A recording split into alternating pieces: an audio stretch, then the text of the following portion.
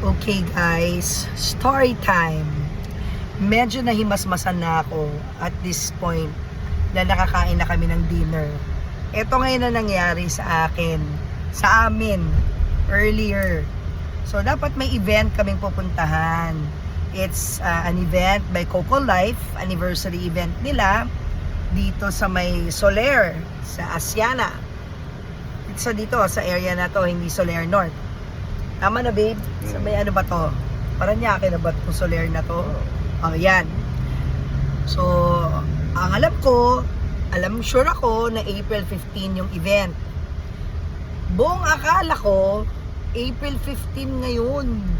As in talagang convinced ako. Kaya ito, nagpaayos, may false lashes pa. Yan, no? Ito pa, oh. Salamat, Maringing, no? Nakabili ako ng top with the colors of Coco Life. Green, di ba?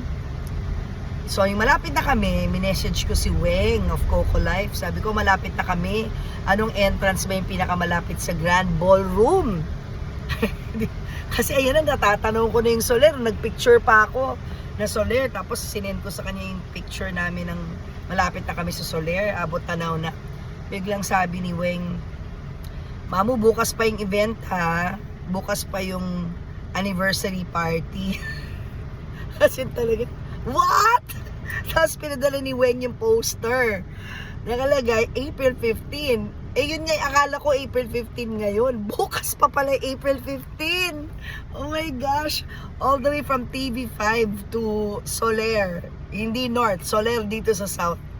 Nagbiyahe. Eh ang driver, wala kaming driver guys. Dahil nga gabi na, ay si Papu. Ayan. Siya yung driver.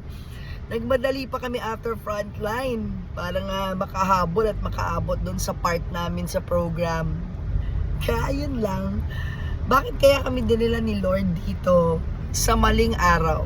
Nangyari na ba sa inyo yun guys? Na kumbinsido kayo, sigurado kayo na ngayon yung araw. Tapos pumunta kayo doon sa lugar. Hindi pala yun ang araw ng event. I'm sure meron sa inyong ganyan na nangyari. Na super ready ka. Ganyan, super ready. Yung pala, wrong date. Mahal mo pa ako. Galit ka ba sa akin? Hindi na masyado. hindi na rin siya masyadong galit. Gasolina ko. Kaya bukas, sorry na. Bukas ako magpapagas. Buti na lang bumaba na rin yung yung kuryente, yung gasolina, kahit papaano, 20 pesos. Okay, Papu, rate your galit from 1 to 10. Rate. 5. Sabi ni Papu, 5 daw. Galit siya sa akin. 5. Anyway guys, yun lang, story time.